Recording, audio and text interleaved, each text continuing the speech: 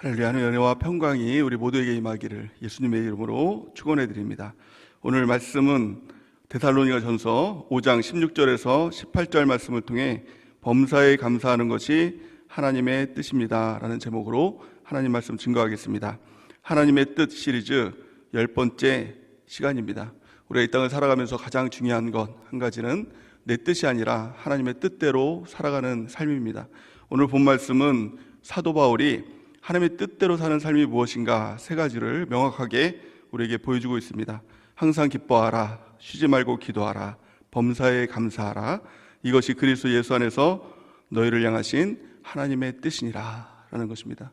천국 백성으로서의 삶의 모습, 하나님께서 원하시는 모습, 항상 기뻐하는 것입니다. 또 쉬지 않고 기도하고 또 범사에 감사하는 것입니다. 이 세 가지를 사도 바울은 명령형으로 쓰고 있습니다. 무슨 말입니까? 할 수 있다라는 것입니다. 항상 기뻐하는 것, 이건 당연히 마땅히 해야 될 일이라는 것입니다.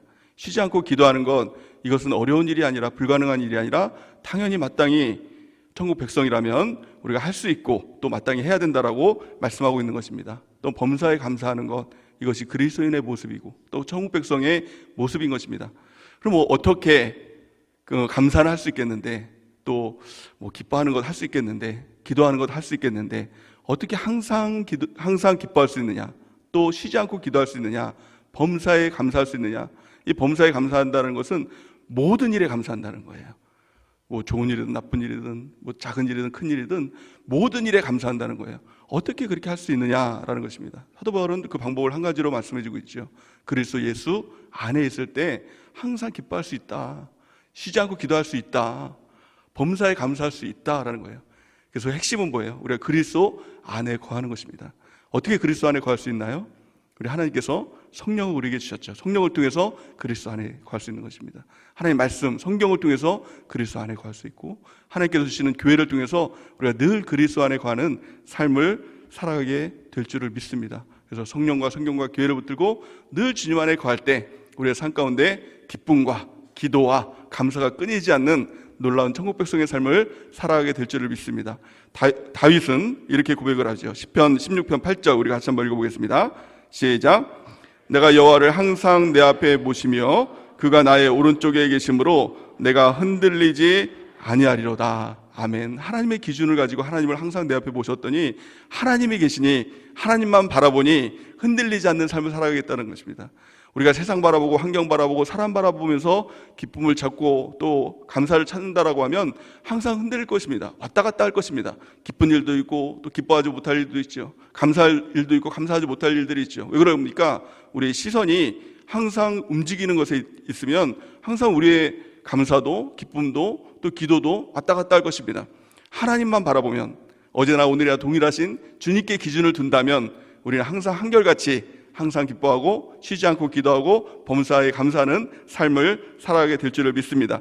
오늘 말씀은 특별히 18절 말씀을 통해서 범사에 감사하라, 이것이 그리스도 예수 안에서 너희를 향하신 하나님의 뜻이니라.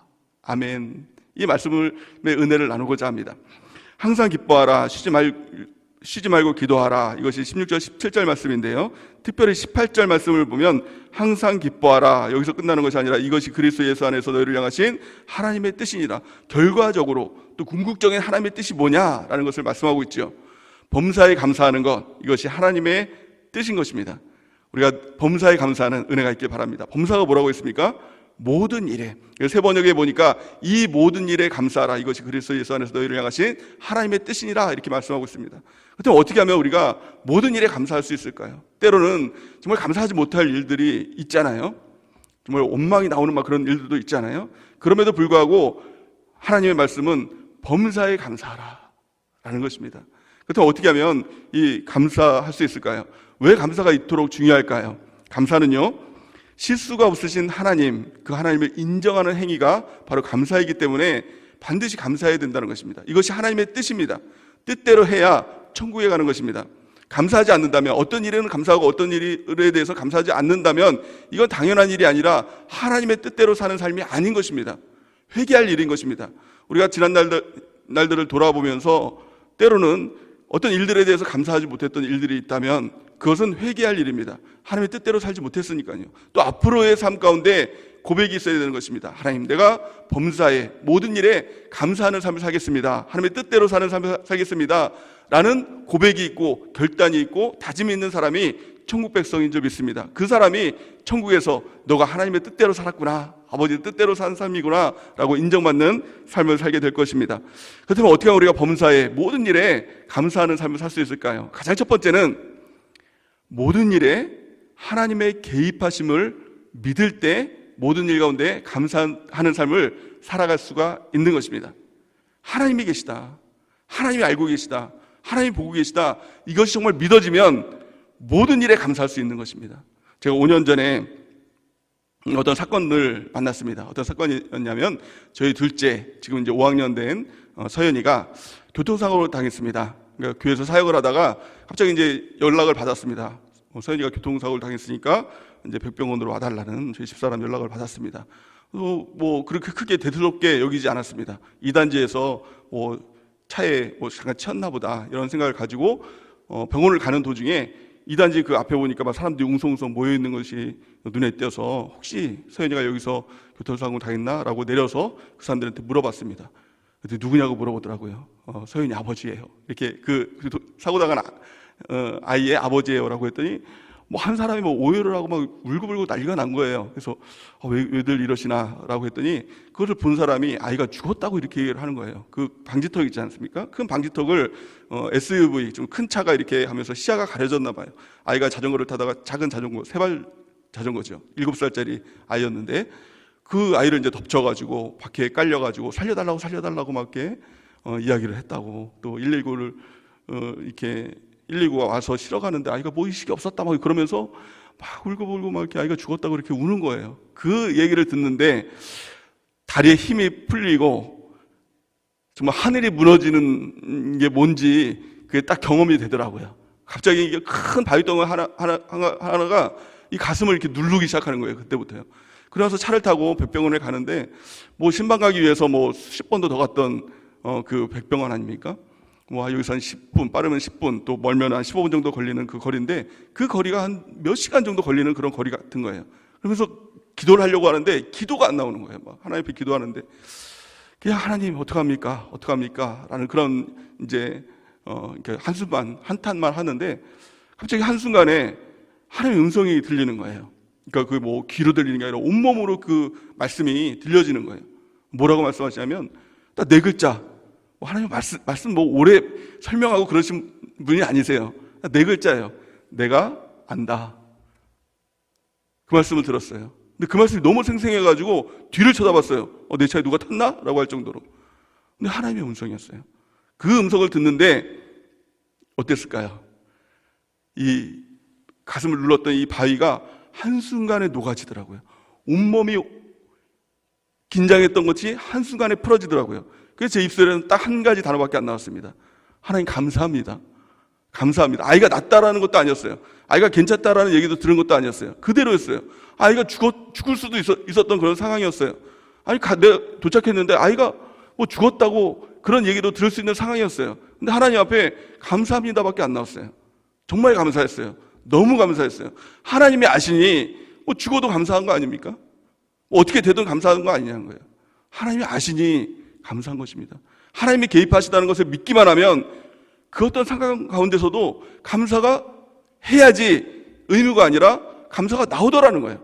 감사가 되더라는 것입니다. 우리의 삶 가운데서, 일들 가운데서 왜 감사가 안 나옵니까? 왜 두렵고 왜 염려가 되고 왜 불안합니까? 그 이유는 그 사건이 커서 그런 게 아니에요. 그 사건이 두려운 사건이라서 그런 것이 아니라 하나님의 개입을 믿지 않기 때문에 두려운 것입니다. 그래서 요한계시록에 보면 두려워하는 자는 천국에 가지 못한다라고 분명히 말씀하고 있어요. 두려움이 단지 마음의 감정의 상태라면 왜 두려움에 대해서 그렇게 성경은 그 죄악시하냐 하는 것입니다. 두려움은 하나님의 개입을 믿지 않는 것입니다. 감사가 없다라는 것은 단지 감사가 없는 것이 아니라 하나님의 개입하심, 하나님이 함께 하신다는 것을 믿지 않는 것입니다. 하나님을 믿지 않는 것입니다.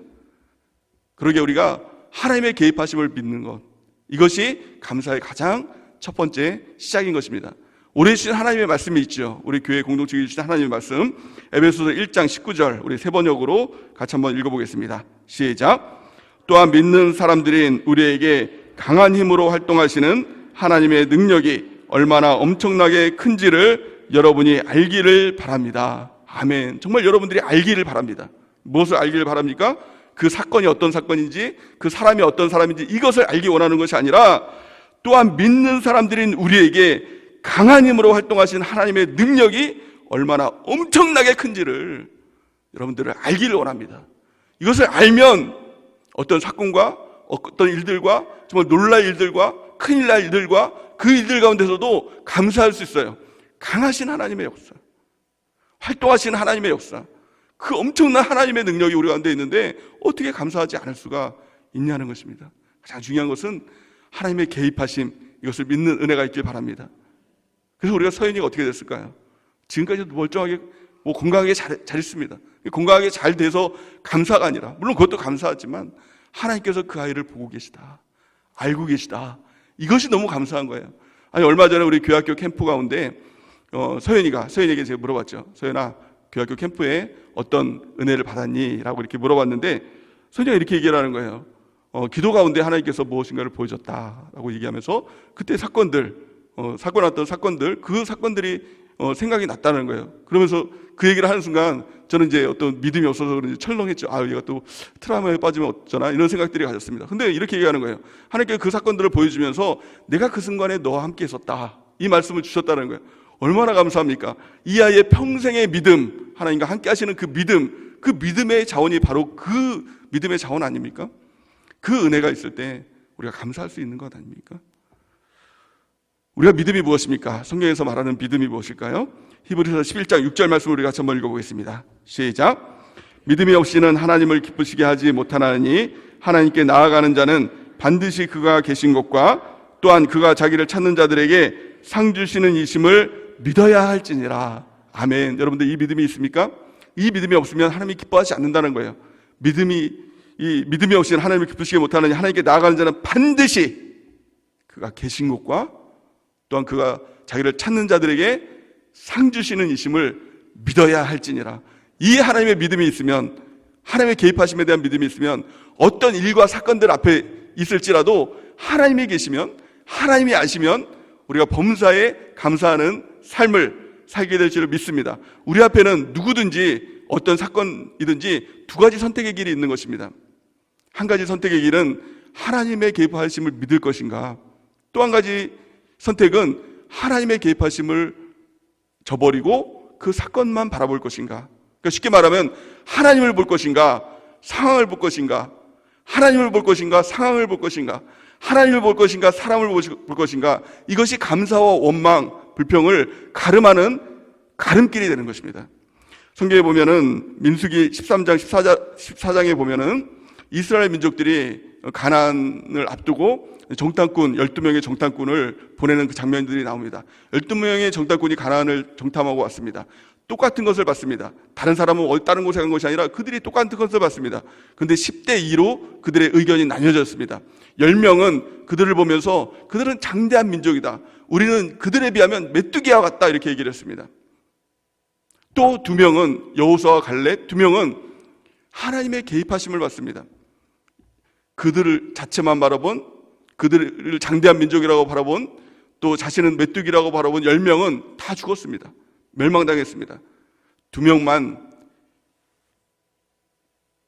이 애굽에서 출애굽한 사람들 중에서 2명만 가나안에 들어가고 하나님의 일이 그들을 통해서 진행되었습니다. 하나님의 일은 누구를 통해서 진행됩니까? 하나님의 개입하심을 보는 사람, 감사하는 사람을 통해서 하나님의 일들이 진행되는 것입니다. 민수기 13장 33절 우리 같이 한번 읽어볼까요? 시작.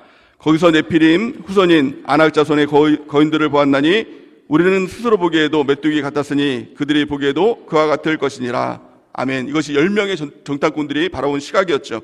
그렇다면 여호수아 갈렙은 어떤 시각으로 바라봤습니까? 민수기 14장 9절 시작. 다만 여호와를 거역하지 말라. 또 그 땅 백성을 두려워하지 말라. 그들은 우리의 먹이라. 그들의 보호자는 그들에게서 떠났고 여호와는 우리와 함께 하시느니라. 그들을 두려워하지 말라라. 아멘. 하나님의 개입하심을 보니까 그들을 보면서 뭐라고 봤습니까? 그들은 우리의 먹이다라고 얘기했어요. 이전 성경에 보니까 그들은 우리의 밥이다, 맛있게 먹어야 된다 이렇게 있죠. 밥을 보면서 무서워 죽겠어. 밥을 보면서 우리는 메뚜기 같아 이렇게 보는 사람이 어디 있어요? 밥은요 맛있게 먹어야 돼요. 다 먹어버려야 돼요. 이 담대함이 있죠. 하나님의 개입하심이 있으면 어떤 일들과 사건들 가운데서도 담대함이 있는 것입니다. 하나님께서 하신다. 두려움이 없는 것입니다. 여러분들 일들과 사건들 가운데서 감사할 수 있는 비결, 하나님의 개입하심을 믿는 은혜가 있기를 바랍니다. 지금 우리 교회가 지금 가장 집중하는 일들 가운데 하나가 이제 전도가 있습니다. 초록꽃 마을과 또 헤어론 마을 전도가 있습니다.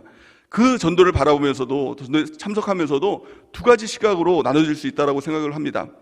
10명의 정탐꾼과 같이 부정적인 시각을 가지고 있는 사람들도 있겠죠. 요즘의 시대에 전도 그거 너무 힘들어, 어려워. 또 그 사람들을 보면서 저 사람들은 정말 뭐 찔러도 피 한 방울 안 들어갈 것 같아. 전도 안 될 것 같아. 또 요즘에 코로나 시대에 누가 전도되겠어? 이 마음들을 가지고 있는 사람들도 있을 것입니다. 이 사람들이 누구예요? 10명의 정탐꾼과 똑같은 사람일 것입니다. 하지만 하나님의 개입하신 가운데 그들을 바라보니 어떻습니까? 그들은 우리의 먹이다. 하나님께서 그 가운데 일하신다. 하나님께서 그들을 통해서 복음의 역사를 이루신다. 천국 백성으로 만들어 주실 것이다. 이 시각으로 바라보면서 나갈 때 하나님께서 그 사람들을 통해서 하나님의 일을 진행시켜 나가고 하나님의 역사, 활동하신 하나님의 놀라운 능력의 역사가 그들을 통해서 나타나게 되는 것입니다. 감사할 수 있는 유일한 비결이 뭡니까? 하나님의 개입하심, 하나님의 일하심을 가지고 모든 일 가운데 바라보는 주님의 백성되는 은혜가 넘치기를 바랍니다. 두 번째, 우리가 어떻게 감사하는 삶을 살 수 있을까요? 두 번째는요, 하나님의 섭리를 믿는 것입니다. 하나님의 일하심이죠. 모든 일 가운데 그 가운데 하나님의 뜻이 있다, 하나님의 일하심이 있다는 것을 믿을 때 우리가 그 가운데서도 어떤 상황에서도 감사할 수 있을 것입니다. 대표적인 사람이 요셉입니다. 요셉은 성경 전체를 보더라도 가장 억울한 일을 많이 당했던 사람입니다.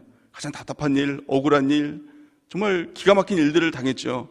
한 족장의 아들, 가장 사랑받는 족장의 아들로 태어나서 이쁨 받고 사랑만 받다가 어느 날 갑자기 믿었던 형들, 10명의 형들, 그 중에서 자기 편이 되었던 사람은 한 명도 없이 이 10명의 형들에 의해서 애굽 노예로 팔려간 겁니다. 노예는 가장 비참한 신세가 바로 이 노예 신세죠. 어느 날 갑자기 노예 신세가 된 거예요. 거기서도 또 잠깐 주인의 이 보디발의 인정을 받는 것 같다가 이 부인의 또 이 뭡니까? 미움을 한순간에 받아가지고 갑자기 성추행범이 돼가지고 감옥에 들어간 거예요. 민족 운동하다가 들어간 것도 아니고 갑자기 성추행범으로 이렇게 들어간 겁니다. 얼마나 기가 막히겠습니까? 얼마나 억울한 일이 당하겠습니까? 하지만요, 요셉은 한 번도 그 가운데서 원망하고 불평했다는 말이 없어요. 왜 그럴까요? 하나님의 섭리를 봤어요. 모든 일 가운데 하나님의 섭리가 있다, 이걸 깨달았어요. 그걸 어떻게 할 수 있습니까? 나중에 이제 형들의 요셉 애굽 총리가 된 요셉 앞에 이제 사과를 하죠. 그랬더니 뭐라고 얘기를 합니까? 창세기 45장 5절 우리 같이 한번 읽어보겠습니다. 시작. 당신들이 나를 이곳에 팔았다고 해서 근심하지 마소서, 한탄하지 마소서. 하나님이 생명을 구원하시려고 나를 당신들보다 먼저 보내셨나이다. 아멘. 하나님께서 하셨습니다. 하나님께서 결국에 하나님의 선한 일을 위해서 그 일에 개입하시고 섭리하셨습니다. 이 고백이 있을 때 감사하는 삶을 살 수가 있었다는 것입니다. 우리 로마서 8장 28절 같이 한번 읽어보겠습니다. 시작. 우리가 알거니와 하나님을 사랑하는 자 곧 그 뜻대로 부르심을 입은 자들에게는 모든 것이 합력하여 선을 이루느니라. 아멘. 이 말씀만 믿어도 우리가 모든 일 가운데 감사할 수 있죠. 이 일이 이게 슬픈 일이 아니구나, 괴로운 일이 아니구나, 이 억울한 일이 아니구나, 하나님께서 이 일들을 통해서 마침내 선을 이루실 것이구나 라는 것입니다. 그래서 우리 가운데 다가올 일들은 좋은 일, 나쁜 일이 없습니다. 감사할 일만 있는 것입니다. 모든 일에 감사하는 것, 범사에 감사하는 것, 우리 하나님의 섭리를 믿을 때 감사할 수가 있는 것입니다. 요한복음 11장 말씀에 보면은 나사로가 죽는 사건이 나옵니다. 사람들은 죽음의 끝이라고 얘기합니다. 최고의 절망, 그것은 죽음이지요. 근데 예수님은 그 죽음 가운데서 하나님의 섭리를 받습니다. 하나님의 일하심을 받습니다. 그랬더니 뭐라고 얘기합니까? 이 요한복음 11장 41절 말씀에 보니까 돌을 옮겨놓으니 예수께서 눈을 들어 우러러보시고 이르시되 아버지여 내 말을 들으신 것을 감사하나이다. 아멘. 감사합니다. 예수님은 모든 일 가운데 감사합니다. 하나님의 섭리가 그 가운데 있음을 알고 감사합니다. 죽어도 감사한 일인 것입니다. 하나님은 죽은 자를 살리시고 없는 것을 있는 것으로 부르시는 하나님이신 것입니다. 그 하나님이 그 가운데 계시고 그 하나님 가운데 섭리하실 때 그 일은 하나님의 일이 되는 것입니다. 예수님의 시각으로 그 모든 일을 바라볼 때 우리가 항상 감사하는 삶을 살아가게 되는 것입니다. 그것을 바라보지 못하면 일들 가운데, 죽음이라는 일들 가운데 또 원망, 불평, 그 일들밖에 나오지 않죠. 이스라엘 민족들은 하나님의 섭리를 바라보지 못했습니다. 그들은 참 놀라운 일들을 경험했죠. 홍해를 가르는 일들도 경험했죠. 만나와 메추라기가 하늘로부터 내려와서 그들이 먹고 마시는 그런 일들을 경험했습니다. 막 바위에서 반석에서 물이 터져가지고 강이 되는 그런 역사도 바라봤죠. 놀라운 하나님의 일들을 바라봤습니다. 근데 그 일들 가운데서도 하나님의 섭리를 바라보지 못하니까 원망하고 불평하더라는 거예요. 결국 그들이 다 광야에서 멸망당하죠. 그 이유가 성경에 보니까 이렇게 말씀합니다. 고린도전서 10장 10절 우리 같이 한번 읽어볼까요? 시작. 그들 가운데 어떤 사람들이 원망하다가 멸망시키는 자들에게 멸망하였나니 너희는 그들과 같이 원망하지 말라. 아멘. 우리가 하나님의 개입하심, 하나님의 섭리, 이것만 우리가 붙들어도 모든 일 가운데 감사하는 삶으로 살게 될 줄을 믿습니다. 이것이 하나님의 뜻인 것입니다. 사람을 바라볼 때도 마찬가지입니다. 내 자신을 바라볼 때도 마찬가지입니다. 때로는 예수님을 믿는다라고 하면서도 너무나도 연약하게 무너지는 나의 모습들, 제 가운데 너무나도 허무하게 무너지는 나의 모습들을 보면서 나는 왜 그래? 나는 왜 이런 믿음도 없는 존재야? 라고 원망이 나오고 불평이 나올 수가 있죠. 미워하는 마음이 들 수가 있죠. 또 때로는 어떤 사람들을 보면서 그 사람의 연약한 모습들, 부족한 모습들, 죄송된 모습들을 보면서 저 사람은 왜 저래? 라는 원망과 불평이 나올 수도 있겠죠. 때로 우리의 가까운 사람, 남편을 보면서도, 자녀를 바라보면서도, 또 어떤 세론들을 보면서도 그런 마음이 들 수도 있을 것입니다. 근데 그들을 바라보면서도 감사할 수 있는 비결이 있다는 것입니다. 그것이 무엇입니까? 하나님의 개입하심과 하나님의 섭리입니다. 바울이 그랬습니다. 바울이 고린도전서를 보면은 고린도전서를 쓰면서 고린도 교회 교인들에게 편지를 쓰는 장면이 나옵니다. 근데 고린도 교회 교인들을 보면 참 말할 수 없이 타락한 사람들이었어요. 상상할 수 없을 만큼의 타락이 있었습니다. 그도 우상숭배는 기본으로 했습니다. 음행을 했는데 어떤 음행을 했느냐? 자기 어머니와 그 음행들을 하는 겁니다. 기가 막힌 노릇이죠. 또 교회 안에서 가장 악한 일들을 했습니다. 그것이 뭡니까? 분파. 막 나눠가지고 나는 바울파다, 나는 누구파다, 뭐 나는 예수파다, 막 그런 것들을 하면서 막 찢어지는 일들을 했다는 것입니다. 완전히 다 망가지고 완전히 다 이 타락한 고린도 교회 이 교인들을 보면서 바울이 뭐라고 얘기했을까요? 어떻게 바라봤을까요? 이 독사의 자식들아 이렇게 바라봤을까요? 아닙니다. 오히려 바울은요 그들을 보면서 감사했습니다. 성경은 이렇게 말씀합니다. 고린도전서 11장 4절 우리 같이 한번 읽어보겠습니다. 시작. 그리스도 예수 안에서 너희에게 주신 하나님의 은혜로 말미암아 내가 너희를 위하여 항상 하나님께 감사하노니. 아멘. 항상 감사했대요. 왜 그럴까요?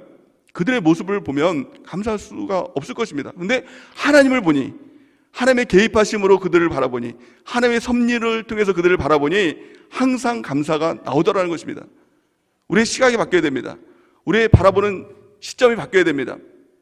그 일들과 사람을만 바라보는 것이 아니라 하나님의 개입하신 가운데 내 자신을 바라보고 하나님의 개입하신과 섭리 가운데 그 사람을 바라보면 우리가 항상 그 사람을 보면서 범사에 감사할 수가 있는 것입니다.